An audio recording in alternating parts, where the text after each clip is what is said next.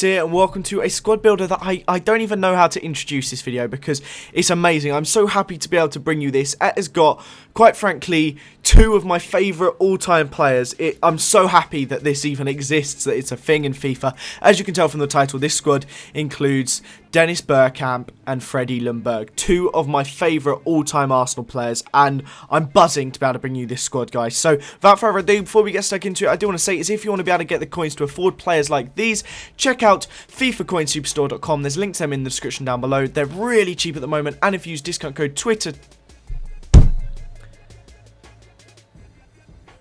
FIFACoinSuperstore.com. There's links to them in the description down below, and they are super cheap at the moment. If you use discount code Twitter, FIFACoinSuperstore.com. There's links to them in the description down below, and if you use discount code Curtis5, you get another 5% off their already cheap coins. But anyway, let's get stuck into it with our goalie, who is Tim Krul. I actually couldn't remember who that was for a second then. In goal, we have Tim Krul in form. Very, very good goalie indeed, actually, and has the link up with the centre-back in a sec, as you'll see. Was really impressive for me. Good diving, good handling, good reflexes, and actually really solid. Particularly good in form as well. You don't really see many good in form goalies. Now, I've accidentally just done that and taken it off. But left back, we have Jetro Willems. Now, this guy on career mode, he has 4-star skills, and I'm pretty sure he also has it on Ultimate Team as well.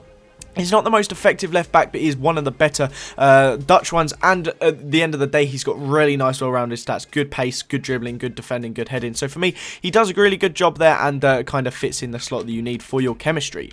Next up in centre-back, we have Heitinger. This guy is a very, very solid centre-back. Relatively tall, really good as a playmaking centre-back, really good passing, particularly good for putting those big over-the-top through balls over to the big Dennis man up top. And yeah, he's got good passing, which is nice in a centre-back. Over into the second of the two centre-backs, and we have Rekic. Now, this guy is actually amazing on career mode again. 73 pace, 74 defending, and 77 heading. Makes him a really solid centre-back indeed.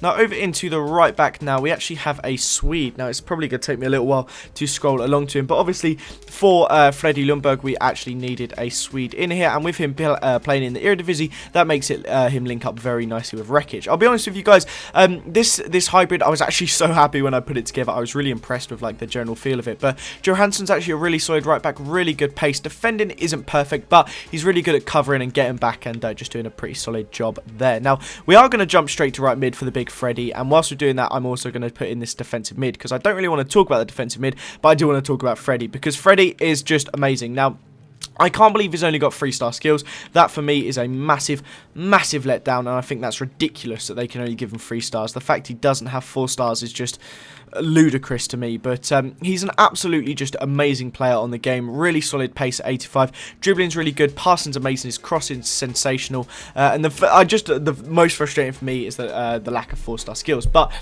his 3-star skills still does a really good job. You can still roulette people, and the crosses he's putting in for BERGKAMP and stuff, and the passes has just been absolutely ridiculous. Now, it's very disappointing that Perez is a right mid as well, because it means that you can't have the two of them together. I would have liked maybe Perez to be a left mid, which he probably should have been, or which would have been even easier, a cam, because if he was a cam, you could stick Perez there, you could stick BERGKAMP up there, and you could stick Vieira there, because then that just makes it really easy to do. But Nigel de Jong is the defensive mid. Now, this guy originally I was just putting in for chem, but actually he's a really solid defensive mid, really good defensive stats, pretty strong, really good heading as well. So for me, he was actually pretty decent. Cam, we have the strong link here with Nigel de Jong, with Erby Emanuelson. Now, I was a little bit confused because I really struggled to actually get any cams in that would work. I seem to be being blind here. It must be further along. Is he 77? I think he might be, but there he is. It was odd. You had to have a strong link with him, and then all these other links going around him, which was really weird. That's one of the disappointing things about 4-2-3-1. The cam needs to link with basically everyone. But Erby Emanuelson is a very good cam, really good passing, brilliant pace, and really good dribbling as well.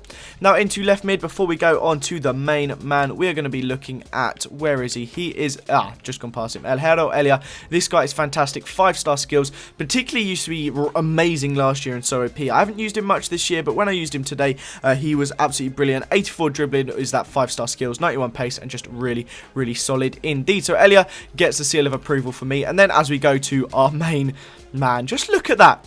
Just take a second and look at that. 4-star skills, 4-star weak foot, 83 pace, 88 shooting, 83 passing, and 87 dribbling. Now, I'm going to have a sole review just on that man, so I don't want to talk too much about him here, but we're going to go on to a tiny bit of gameplay and talk a little bit more about the team over there.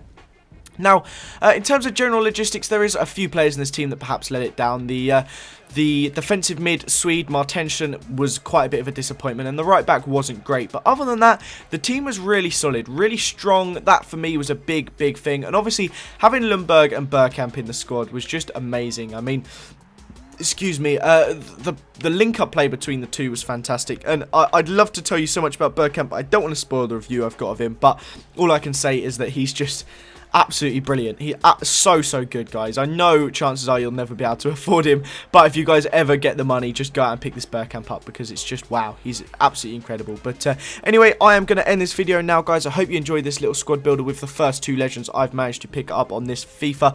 On the screen now is some links to some of my more recent videos. Subscribe to my channel as well if you're looking forward to Xbox One and all the legend stuff that we got coming up. Thanks again for watching, guys. Have a nice day, and I'll see you all next time. Bye-bye.